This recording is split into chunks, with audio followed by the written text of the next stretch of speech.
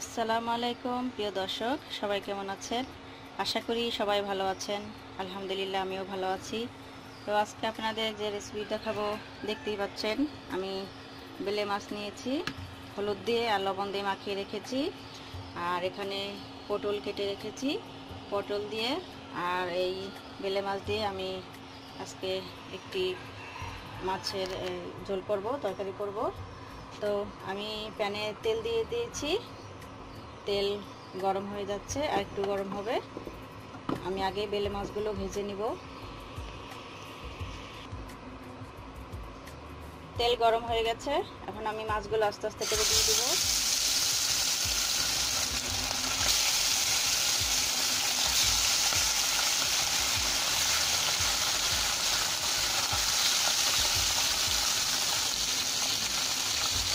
সাধারণত আমরা সবাই জানি এই মাছগুলো খুব নরম হয়, তাই আস্তে আস্তে করে ভেজে নিতে হবে, না ভাঙে অল্প আস্তে করে উল্টে দিতে হবে।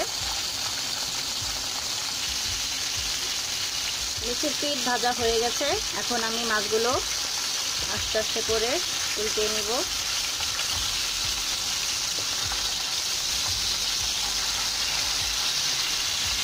না ভাঙে খুব সাবধানে উল্টাতে হবে।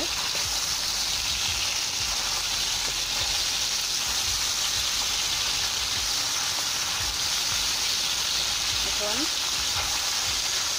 এভাবে ভেজে নিব।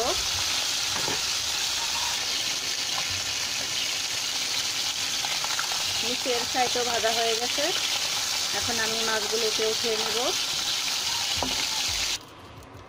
মাছগুলো আমি উঠিয়ে নিয়েছি। এখন এই তেলের মধ্যে আমি পেঁয়াজ কুচি দিয়ে দিলাম।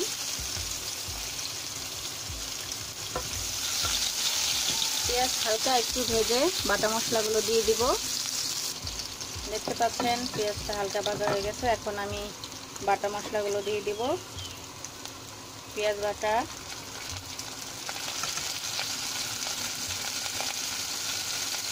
রসুন বাটা,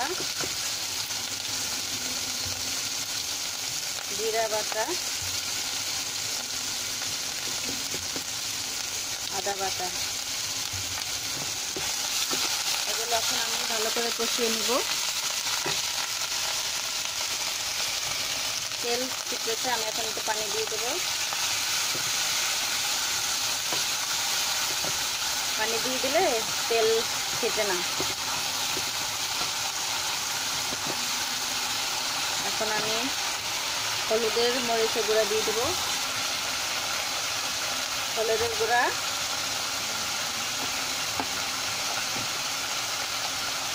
মরিচের গুঁড়া।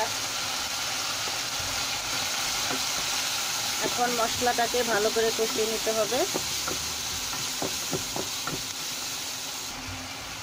এখন আমি যা দিব সেটি হলো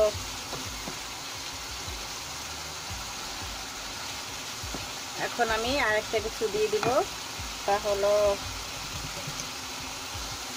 টমেটো সস। টমেটো সস দিয়ে দিলাম।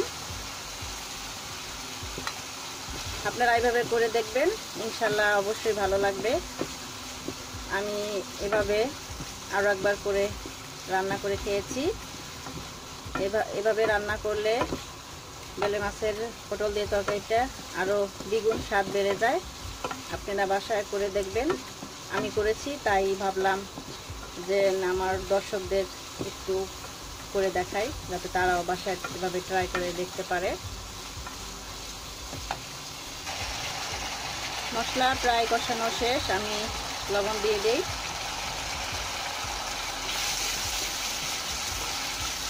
মশলা কষানো হয়ে গেলে, সম্পূর্ণ হয়ে গেলে আমি পটলগুলো দিয়ে দেব। আমি যে সসটি ব্যবহার করলাম, এখানে সস দিলাম, সেই সসটি আমার নিজের হাতে তৈরি, আমি রেখে দিচ্ছি। এই যে দেখতে পাচ্ছেন আমি নিজে তৈরি করেছি। এর একটি ভিডিও আমি আপনাদের অবশ্যই দেখাবো। একদম দেখতে পাচ্ছেন লাল টুকটুকে। আমি যেভাবে করেছি আপনাদের ভিডিওটি অবশ্যই আবার আমি দেখাবো, কীভাবে সস তৈরি করতে হয় বাসায়।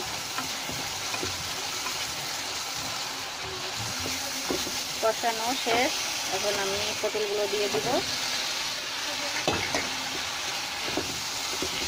পটলগুলো ভালো করে মশলাটা মিশিয়ে অল্প একটু পানি দিয়ে ঢেকে দিব।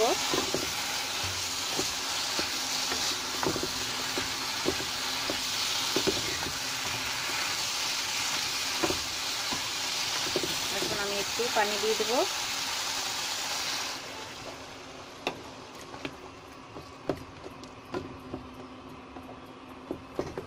টমেটো সসটা দিলে তরকারি বা যে কোনো কিছু যেখানেই আপনি দেন না কেন কালারটা একদম অন্যরকম হয়ে যায়, দেখতে খুবই সুন্দর লাগে। এখন আমি ঢেকে দিব। এভাবে সিদ্ধ হবে, তারপর আমি ফিরে আসছি। সিদ্ধ হওয়ার পরে দেখব কি অবস্থা।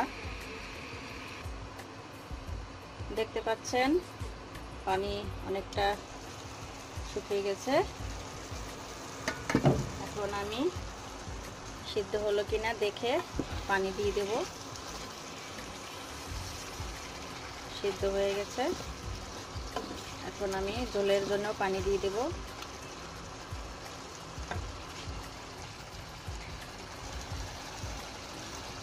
পানি দিয়ে দিলাম। পানিটা গরম করে রেখেছিলাম।